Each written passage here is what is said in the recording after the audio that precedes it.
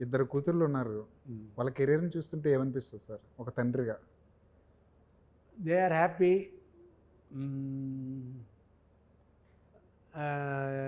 They are very talented, good actors, good singers, good dancers, and one girl is in medicine, she is a doctor too. So they are busy with their work. వాళ్ళ web series కానీ సినిమాలు కానీ కంటిన్యూస్గా ఉంటూ ఉంది.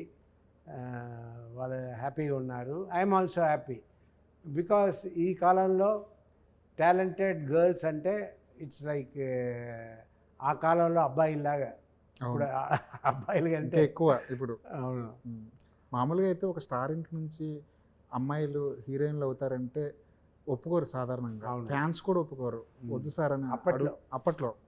మరి మీకు కూడా అలాంటి ప్రెజర్స్ ఉండేవా?